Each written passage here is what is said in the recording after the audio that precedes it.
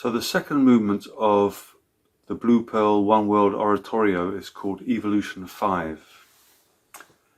And it represents the entirety of evolution up to the present moment in 5 minutes of music. Evolution is a central part of Ken Wilber's integral model, which is mainly what inspired me to write Blue Pearl. And so it's a musical equivalent of a cosmic walk. I don't know if you've ever come across that. I've never done one, but it's a great idea. Basically, a cosmic walk, someone who knows about the evolution of the universe sets out a walk in nature 1 mile length. If you're British, it might be a kilometre. And there'd be signposts which mark certain key moments during the course of evolution, marked out along that mile. And when you get to the last, I think it's 6 inches, that is the representation in that mile of how long humanity has existed for, roughly 1 million years, say. So walking this mile gives you this sense of deep time and a sense of where humanity's existence fits in the life of the universe. So basically what I wanted to do was a musical equivalent of the same thing. So instead of a mile walk, it's 5 minutes of music, 100 bars exactly. And I used a spreadsheet and I mapped out events in the life of the universe onto the 5 minutes, and I ended up with an exponential curve of key changes, so that the music goes along, very little happening, starts with the Big Bang, very little happening, stars forming represented by the harp and brass, low brass, very quiet, and there's a riff that comes in the basses which emerges out of the sort of miasma of the Big Bang, and this riff repeats throughout then the whole of the rest of the piece, and that represents galaxies turning. So I don't know if you know this, but the Milky Way, our galaxy, apparently it rotates on its center every 200,000 years. And other galaxies do that. So the bass riff is representing this very slow turning of all around the universe, all these galaxies just turning and turning. And gradually sort of the keys wind up, the keys rise, and the music gradually starts to get more animated.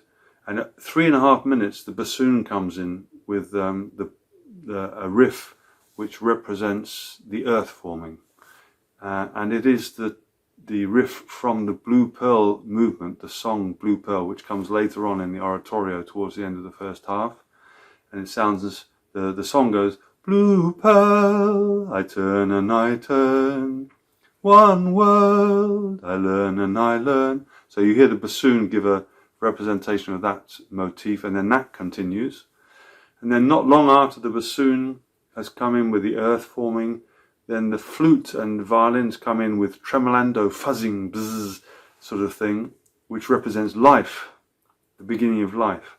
Then life goes on and things get busier and busier as we go up to the final part of the curve, and right in the last few bars things get incredibly chaotic with plants forming and animals. You hear trumpeting of elephants at one point. You hear a sort of explosion that represents the meteor that wiped out the dinosaurs just before that, and then the scale upwards, and right at the last split second, it's literally the last semiquaver of the last of 100 bars of music. The choir comes in and they just sing I,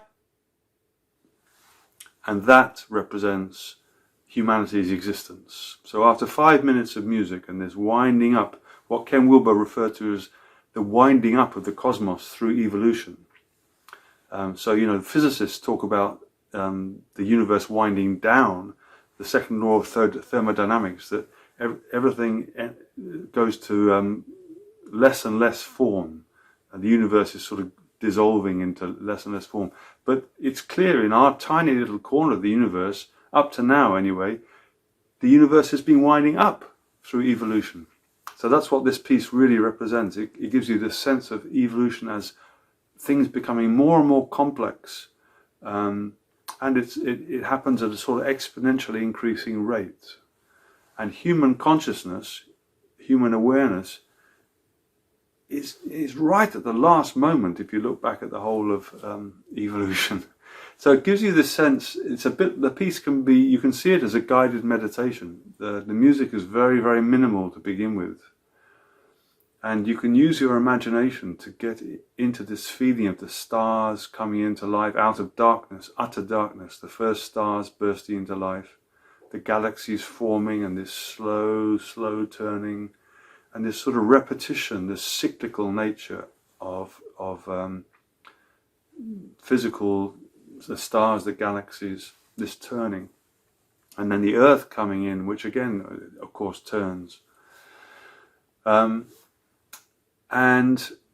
you get this sense of winding up, and you get this sense of the context of humanity's existence in the context of the life of the whole cosmos, and that humanity's I is the cosmos becoming aware of its own self, and becoming aware of this evolutionary path that has led up to it becoming aware.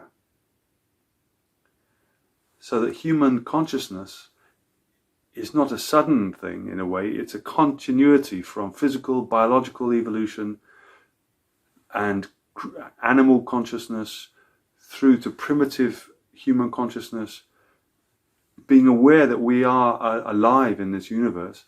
But finally, going through human consciousness, then evolving to the point where we are aware that we humans are the cosmos, conscious of itself and conscious of it having evolved to the point of becoming conscious.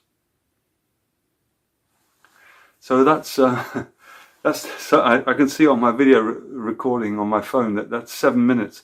It's taken me 7 minutes to explain a piece which is only 5 minutes long, but it's quite hilarious. I think it's the choir coming in at the last second. It's got to be the shortest lyric of any song or any piece of music anywhere, because the only word is I, so you can't even get a shorter word than that. It's just one letter long. So it's quite hilarious, but it has this profound, I hope, a very profound effect. If you allow yourself into going to it as a meditation, of feeling the sense of deep time, getting a sense of this broad sweep of evolution, and as you're listening, a sense of your own consciousness as the result of billions of years of evolution, and that your consciousness is the cosmos knowing itself. So that's my hope for Evolution 5. It was a great fun writing it. Not easy, I can say at points, but it was lovely. And it goes straight into anamnesis, the following movement, which then expands this human I, a million years of human existence. It expands that in a sort of logarithmic way to go into the different levels of the evolution of human consciousness, from near animal to rationality to trans-rationality to the spiritual realms. That's anamnesis, which I'll explain in another video. I hope you enjoy listening. You can listen to Evolution 5 and all the other movements on my website, stevebanks.info.